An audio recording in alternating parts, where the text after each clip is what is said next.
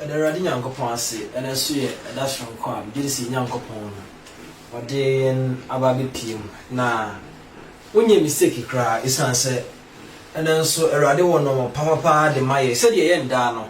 Jimedina, Sabri Minumino, Yagia, na also a jembre, or Shameno, a ye, Jubu, we are see. But enforces a baby new year, and coming in Kedan came to your room, Bibu, we are see. Tiabani say, Anesia, J, a Kunyania burping, and in the 4 more and some I offer a minimum the Indian. And only a jembre said a bear out if you lose with me at the Ahe, ye, dear, a woho. So said, the brain air cosso. And so go hard now, and then now on him say no one, there be we are in Ura. We are son, Ura. Because a Jumedi, a wolf will be now say a sign. And when you're multimedia, and when you're multimedia, say a neighbor say, oh, pay wedding engagement. Naming ceremony. There's a dear be a nipa near cameras, video biano, if I tell. Or two inside the fret and when you're multimedia. Baba yama, come. And when you're multimedia, would you offer a dear beer per se here, wedding, engagement, or two bedding, a sorry programs, a hot wall, birthday party, the party, a hot one, per se, on bar, on the cameras, ever banner with channel, come. Eddie amount, and you know multimedia. But I'll bet me a fresh and what we see 0593 903535 0593 903535 and I say 0508 662210 0508 662210. Because say me midi you made the chame midi man uncle be a boy and I say we from the kinima meje ososa. Na ene opanyin kase a yenya na ene ba betwe nkomo no eye Reverend Emmanuel Sapon papa yi eye osofo kase pa on so awrade na ton ye ono na ene ba betwe nkomo minum ye nya yirim se election year ene yemi ni wo mu no ana se abato mre ne wo mu no na ye nyina so ye gitum se duru abato so se ye ana no ebre ne ekoso ensem bebre ekoso ene yene ne ba bedi enkomo na nye enkomo bia keke honhum nkomo a ye ba bedi honhum nkomo ene ye ba bedi na onso wahunu die ewo yanim obamia hunu die wo yanim abato no ye free sabre ekwa ekose omampanyi obeba no unim anase unim nsunsu anso be ne o enu akiride be biem ne besa de esie nti jemre nyi afide ni mfia opapa cha mo akwa ye ja meje osmedia gidi se yankopon adom ho ye obo ade Yesu Kristo adaroma wode adom ye me ho ye de radi ase amen we die ye se mre isanse mre na na ekọ no yeah na mepese ye bedi enkomo akra se dem de to matiefo nyina enim se ye ba ba twehwe enkomo akra de afa abato ye wo ye nim election year yi nyina nim se aka be bo so miensa na kakra bi yes na abato nye de ahyehye so saa so ne nim se papa nyankopon nye bebi anase awrade ntua na mo bi nyina abato ye wa ko yubia se ye awrade de oba pe president ya se ye awrade minister se ye awrade saa dia e be kan se awrade wonye bebi wa abra wonna na di nkyere ne nko anase ne namusifo san sasa sisu ya fo no aha sasa sisu ya de ye ba e be kan se difo no e nyankopon anamusifo prekope saa ne ye be kan panye betofo mudi nkate ansana lema na ede ate eni papa abato won say na wo hu no nfa mfirisa se say na papa wo hu no yo ya da radio Yesu Kristo ase wo bisa asem kase samo wo bisa no asem a emu odu na dedi kan no mechia me papa no asofo ya nananom asofo Duncan Williams wo mo ye nananom okay ego prophet mo ye papa mo okay asofo mpanimfo osuba mpam wo mo ye papa mo okay ya da urade ase emo mo nyina abrabo da mo nyina ase me da me papa Reverend Setman Sanso ase okay na me da Apostle Apia Eric Lawson so ase na me ka bibi kakra de obi say ye asemo a emo odu okay this year you see mo no first Sunday me ka kire me youth members ne say sa voters ID card na omo twe ho da rem na edeni a yebeye na ne ye ne nso ewuwum sensem bebrewum into church member youth bia akọ na wo register wia free hoko fie because emo obi mfa de wuo ma mesa wa emu nsamodoso okay ampa nso so mo a mo hweme na mo betu adi adanse ewuo ni ade a aba voters ID card ni na election no unia asofofo bebere adi kan akasa afa ho ebisi Mahama bewini ebisi Akufo-Addo bewini ebisi sei ebisi gumkra bewini ade se de won komma na de obeti bia wagidie na de awurade Yesu Kristo adom ya yetimi koba na de nya de yetibia na yagidi opa okoba se ne sei won se ewiase ebi da no ada ye wo mu a anadwo wada no awurade Nyankopon abofo befo mo kire wo mu niema eba wo wiase enti de okoba na ye de wotumi ewura sunsun mu do su kokohwe nioma esamba yes de ohunu nsem okay what was no komo na koba enti de wokoba bia no nim se akonya no si ba bia ye de obi aboso acha se ewo mu se sometimes prophecy asesa okay but enye ni nyina na sesa okay this particular boy ya ye betu me se me tu Mahama fo na be ya meka chance wo susu spend this car okay se me tu NDC penifofo ele be ya ka meka che omo se omo susu spend our election no because afi we akonya na nya omo dia okay afi we akonya no okay enye NDC agwa okay enye NDC akonya okay afi we akonya no ye de Akufo-Addo atena so yantu wie ye kura wa wini na so ade a ebe ya aweho kakra ne se the vote de so betse said you di wini last 4 years no unya na sa okay eso betse na so agonya na de na dia oni obi ampre ho obi enu obetumi asesa no okay because yasesa na yeye Mami musa se metie fo na se mahwefo a ohwe me na na se DJ ohwe me no mi no we musa se say bia opa kra wo MPP ni na bia wo betra wo oh David mama nka sa mo nchero me myself politics per se be ninja okay though politics e sha se free oso somna yes somna ya politics you can't take politics out of Christianity yes e ka ho bi okay now so enye se me wan DC ana me wan PP ana me wo CPP ana me wo PPP me kura bato no say ye jaito na be yi a ka me meka se ye jaito because nipa ne ba wo beka ne nsam da da kire oh wotuma me ameye o se me yo si at the end of the day se nyame na dum no okuduru ade okan nyina na yira fi enti me se me hu abrantie bi na okuntokwama politician na ya na ho ye no mobo because you don't know what you are doing yenku ye ho ma politician because kuduru so wa on fa nya hye ena na wo hwehwe no ena office o ka ne ho okay but when nya de wo hwehwe ni wi a on fa wo nya hye asofo bebre na politicians a hye omo bo mo mfo mo nkosi ba bia enti me no I don't deal with politics okay de me ka nya se e bia me wan DC ana me wan PP ba de mo hu na me ka okay enti papa o ka akosi se this year election no wo de ofutu a nka wo betimnya wo hia Mahama one on one nka de be ma no ene se afi we nya na afi enti ko nyai obetumi a onyai monyai o so bi na hwe nkonkosi hwe enti me pa cha me ba asiefo ne ahwefo wa papa ne Mahama oben Mahama no Reverend Imano Usi Sapon wase enkra auto ede ama Mahama former president ene say enkebeya mo ha no mo nsesika bia esi anse abano nanado afa edin kan ye adwuma honhum kura ansa na honemu mo ba beto no nya Robert yes ne din kan si awi papa di endia wa mu se ewiase no ahimie no yedi kan si hine ne osunsum ansa na dadi ansa na de na mu okay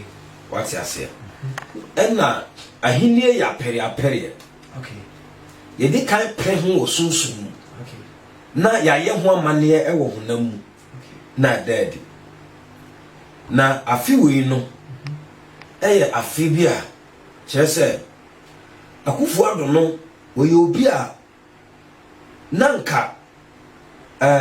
na sɛdeɛ ne na gyina tuo no wahu nanka ni kwan kra so wɔsan aba biem but because say wo hwa MPP for kra no edu baby no na wo say wɔn hyehyɛ bi wɔn buso ɛsan ba ne ba because that time was so the contest no afi apa ho na because say Awurade wo dwumadie bi a mo wɔde ne bɛya mo wɔ man Ghana emu ti no wɔsan akɔfa ne bae enti ni dwumadie na wo bedie no onwie enti wo say Awurade sama na kwanya na ɔto aso na say eye Awurade nye ni pansa no adwuma nye ni pa na de Akufo Addo si agwa man Ghana kwanya so okay papa me ba etiefo ne arefo me pa so me ka mo say dwumadie no biribi o wi ase honhum mo nsam ebi a wapa yi o kan won tie ase menya ntokwa osu betimi aba honhum mo nsam bibi o wi ase me ka sa boafo aso yasene no enumunya multimedia almost say adie bia wedding engagement naming ceremonies adie bia mpacho betimi aba na ye na ye homra ye ba e be sa fa free baby a papa ndisi ye no odi for yentu aso aja pepa chaw afi abatuo no e be ye din anase nye din oh afi abatuo no enye wontwi bia enye din so bia ni oh dabi nyina so ade kasa ne se dabi oh se de me ka no mesi ahinye ni yesi awie o ahinye ni yesi awie akase be da dia ma nipa ni ehu esi awie nti afi o ya batuo no enkoye manso bebribia na ade a ewo mu ne se adana e beto aba no ntokwa ba ko mienu bi na be kokoso beteno no eye no mate enche da nya ade kese bia yes de enim dada na okay sacrifice wo o sacrifices no ebeba 2021 eko 2022 ni mu yes if free the otie no anase the ohwe no onfemfiri ni say afia batuo no say no onfa no sacrifice ni bambo be we yes ni patimi hwe no ho yi ana afi we say no ade a e wo say ni pa hwe no ho yi e wo ho ye balance say wo to wa ba wi akofie eno ano wo to wa ba wi akofie eno mo kan ya mema ne mrantie no be ya titrasem eno na de sa ntokwa nkete no ne ewo ba ko me bi betumi aba but after see ohene na wie yes ohene na wie no nsem wo ho me ya nsem wo because 2021 no ko na wie ya be wo 2022 no na ya wo 2022 na wo nyini ko no me kire se me kase ya wo afi na wo nyini ko na wo ti ase na se ya wura 2022 ni mu no ko no and some were baba Ghana so. Bini say kidnapping. Okay. And mad time. And ma kunkum. And kwala be yira. Ubete yakum oba we da. Yakum oba asi na si da. Sa nyama no be koso. And kidnapping na abre bi aba ya. Na me adom sese atwamu no. Ebe se ama na homene so kakra. Ni nyina no baby ebe firi aba what ya say say penifos ya boa bi ewu aya na opere ebedu baby no said ye betumi agu oman no oman pani na nimu asena ya kase wonye na dwuma yie na security sem no nya tight ni ti na be masa ne mani nyina aba enti emma wuo ne de ebe koso ombe kunkum emma be wu pa kidnapping ebe koso enkwala nso be yira 2022 no 2021 no ekowu ama ya wo 2022 na mana shase ya benyine ne kono we ebeba life ebeba life anya em kwala yira beba ebe kunkum wo mo kwala no yira anya se wa yira kwa ye chi wo mo kunkum wo nkrofo ba di bone pa wo man ni mu enti afutu am de be mo pani ni se odina akonya ne tena so wie 2021 no kom ni ewura 22 oma security ni nya tight em o man mani nyina enye ono nko a em o man mani nyina nti Akufo-Addo besa afa ba Akufo-Addo wafa Akufo-Addo besa afa me say Akufo-Addo teso afa hand down na oni ma die bi e wo ho ne ma asem wo ho minia asem wo asem be da wo Akufo-Addo aba na obewi ni 4 years won timi twam bi enye so obewu enka ni wu asem 4 years no nana onfa nkonkobu said about Yewura Mahama ne Mills eduru ba bi Mills eni wonti o say Mahama fa konya no na wo heso ba we no manhu say you wo de ba ye me hu ye ne say ba omi take over ba omi take over as the president of Ghana no ade ne besi ama sa Nana-Addo asoye konya nso ama ba omi aba de esi ye no de eno no yemfa nto kakra but the me person of man no de show with three say Nana-Addo ne 4 years no on tina 4 years ne so as president enwie ba omi abeto aso bi asema wo kan ebetimi asesa ana se David ya ka ede ye be ba asema wo kan ensesa ede ya ebesi ensesa ebesi afi abato no Akufo-Addo be wi ni o wi ni ba 4 years no onfa wi okay make how say kunia na say odofo a wo hwe ye ubetimi le comment na ade afa number so WhatsApp line e go anymore so 0593903535 e backing kind amount 0593903535 e backing kind edit amount o messages no ni nyina no ubetimi ade afa o Facebook Instagram Twitter ni nyina mpacho ye ho YouTube ye ho ye twen ho aba ye ba be sa to aso no o se Nana-Addo ho na me pese inya clarification na matiefo na mayefo nyina e clear ewo se onkonkoduru ni die ne besi sa within ho no e die ne besi me pese me matiefo nyina no eye aware se adie se na sofo ase mesi woka na sei eni twa se besi ni nyina ya da ya ho so e die ne besi die na president onye onua de besie no wo ma na ka pese de to ho but said ye wo ka no maybe so kakra bi so papa no be resign due to the condition, the health condition ya de obe resign eye nyame adom a o so owi ni a on for 2020 on for June 2024 no obe resign along the line enye wuo Derby ono abe resign along the line okay ono abe resign eno na ye hu mu asema na ase hunam asem na wokan me nua men ka honam asem nkyerɛ because honam asem ni nitumi mu asem na wotumi ɛna asem a men kan sofo obi anka bi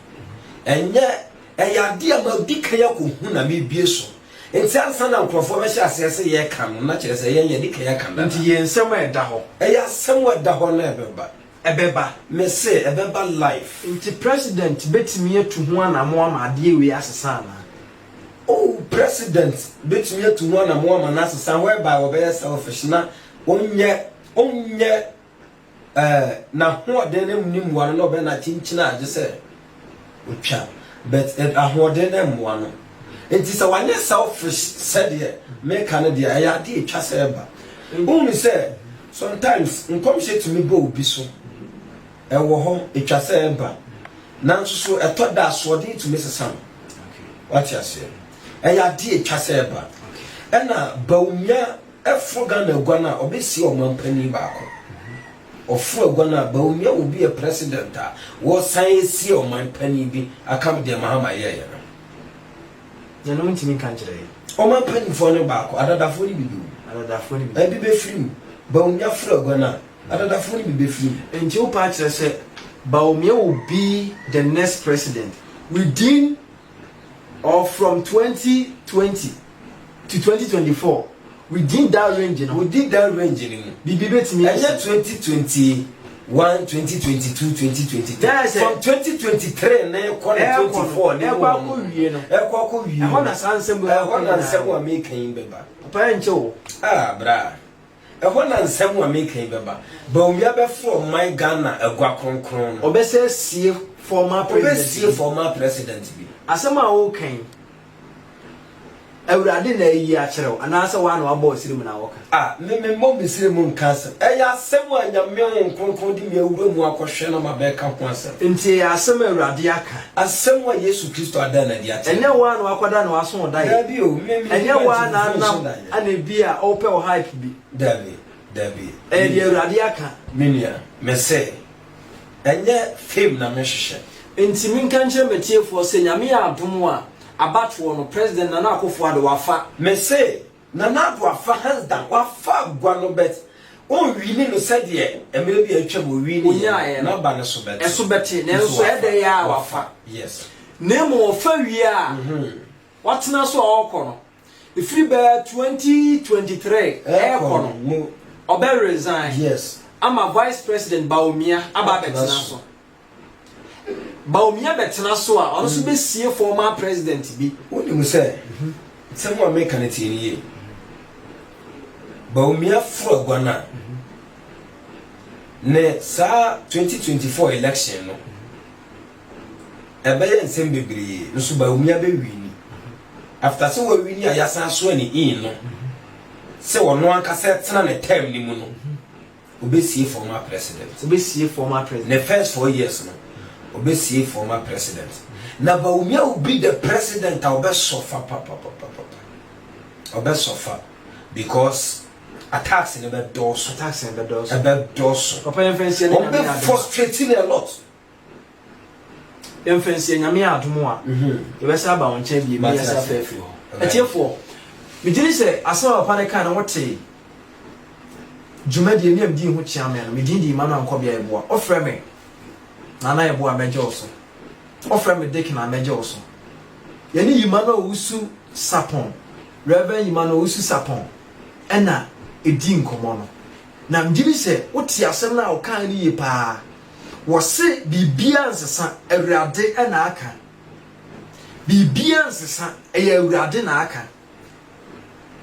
abatwo no president Nana Akufo-Addo wafa na owini a 2023 ekono a odi ba wiye no ono aba resign enye yare enye owuo niemum yare na pomudin ensem tin ono aba resign na odi ama vice president Bawumia ono so betena so a ye betu oba 2024 ama Dr. Bawumia ba be wini na owini wi a the 4 years the first 4 years no emu no obesie former president bi wase ye Awurade ena aka eye Awurade ena aka enti metum nsa e de frɛ mo sɛ mo animdefo mo amoho mo ye honhom animdefo political parties ensem ya oka nyina no diri sɛ mo tie bi sɛ nyamo na mo tie kura na mo ho nipa bi tie bi o ben president ya na obana maneye o ben vice president ya na obana maneye wase na futu ankode be vice president ne sɛ nka be ya nko nsan papa mahama okasa na sima futu a me de be ma president former president sorry manin says ka bebri nka be ya nko nyai ontrat na onye na home yes papa wasema odi twato ene sɛ masem wa me de twato ene sɛ Ghana ni ba bia nhwe no ho yi because asetena na yetim na obo ade a obo ade no aniwa bia hunu ne da ne hyehyɛ a wahyehyɛ no ɛso enti wanhwɛ wo ho yi a na wanhwehwɛ Awurade nipa bi a wabɛn amfa ho ambɛn na wobetumi awu simple because o share said the era ni si kona